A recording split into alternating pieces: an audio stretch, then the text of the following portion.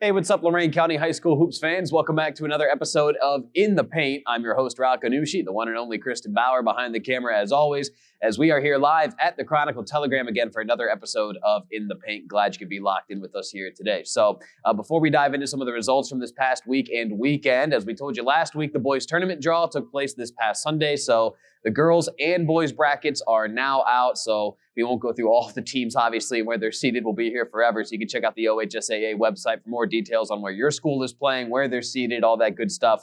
Again, girls and boys brackets available over at the OHSAA website. Tournament time right around the corner, so certainly a lot of fun now on the high school hoop scene. So we'll start on the boys' side of the coin here this week, as we had a pair of SWC upsets this past weekend that had huge implications in terms of conference championship races. So first, it was Amherst knocking off Elyria in overtime, 73-71. It knocked the Pioneers out of a first-place tie in the SWC with Berea Mid-Park. So a really huge win for the Comets. Tristan Young, he had 26 points for Amherst. Ryan Yoder flanked him with 14. So a really good win for Pat Bray and his Comets.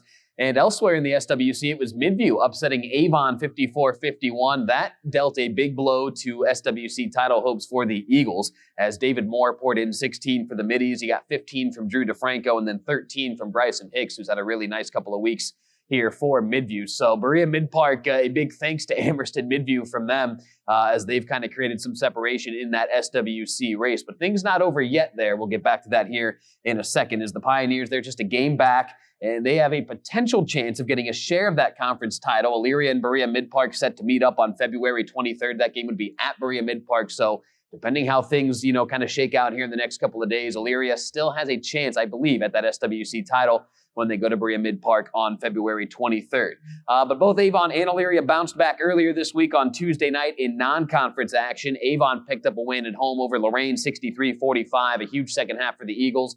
Jared Kozar and I were there for the call for WEOL. Huge night for Zane Austin. He poured in 21 points. Nate Farley added 10. Good to see Nate back after a tough ankle injury earlier this season. And Elyria got a win over Lakewood in non-conference affairs, 67-47.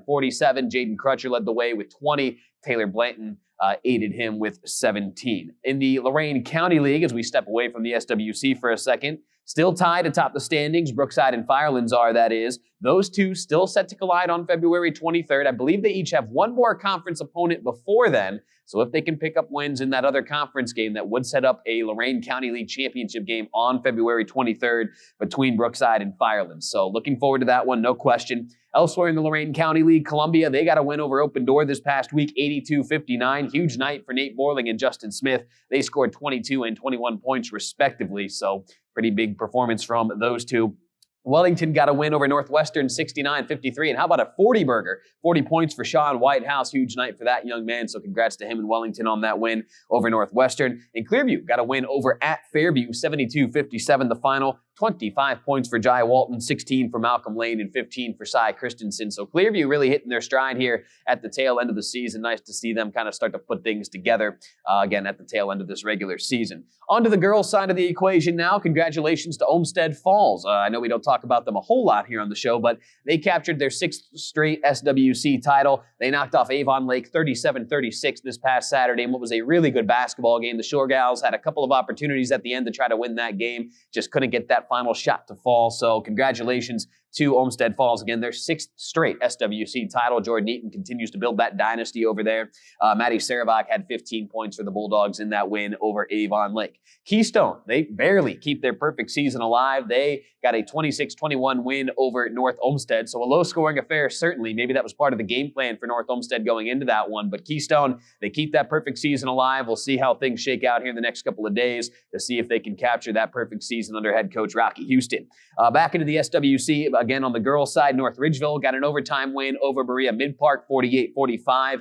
23 points for Brooke Lyon, who led the scoring for North Ridgeville there. So usually it's Grace Kingery, right? She had a nice night there, but Brooke Lyon stole the show. She had 23 points. Amherst picked up a win over Elyria, 50-32. He got 15 from Kristen Kelly. Kayla Ferranci also finishing in double-digit scoring there as well. Avon got a win over Midview, 55-40. Eagles got 18 points from Molly Drenick. So a really nice night for Molly and Avon as they got that win over Midview. And some Monday girls scores from earlier this week. At Rocket Mortgage Fieldhouse, it was the Wellington Lady Dukes over Valley Forge 53-27. I had the chance to go downtown to call that one at the Fieldhouse. It was a lot of fun. The girls certainly enjoyed being on that NBA court. The coaches did as well. I enjoyed calling a game from an NBA arena, so that was just a lot of fun. And, Wellington, it was all smiles for them. Again, 53-27 over Valley Forge. Brooke Lemcool led the way for Coach Morris's crew. She had 15 points. Clearview got a win over Brooklyn, 44-31, and Lorraine throttled Brookside, 79-52. So there's a quick recap of what's happened on the boys and girls side here in the Lorain County High School hoop scene within the past week and weekend. Again, the boys and girls brackets are available at OHSAA, or at the OHSAA website, I should say, in terms of tournament clarity. So looking at what's coming up ahead later this week, Keystone at Firelands boys this Friday on WEOL. Again, if Firelands wins and Brookside wins, that could set up a Lorain County League Championship game on February 23rd when those two do battle. Saturday afternoon, this is a 4 o'clock start on WEOL. Little crosstown rivalry, Lorain at Elyria. That one should be a lot of fun, as it always is when those two meet up. So I may have the call for you for that one this Saturday. Not sure yet where the talent will be. So Lorain at Elyria this Saturday, 4 o'clock on WEOL. And keep your eyes on Brookside and Black River. Again, if Firelands can beat Keystone, Brookside beats Black River. I do believe that sets up a Lorain County League Championship game on February 23rd. Also, Keystone and Wellington girls meet up this week. It was a 1-point game the first time around as the Lady Dukes gave Keystone all they could handle. So can Wellington play spoiler for Keystone's perfect season? We'll find out this week, certainly. So a lot to look forward to still here at the tail end of the regular season. Tournament time, of course, right around the corner. So that'll pretty much do it for this week. For Kristen Bauer behind the camera, I'm your host, Rakanushi, saying thank you for watching another episode of In the Paint. We'll see you guys next week.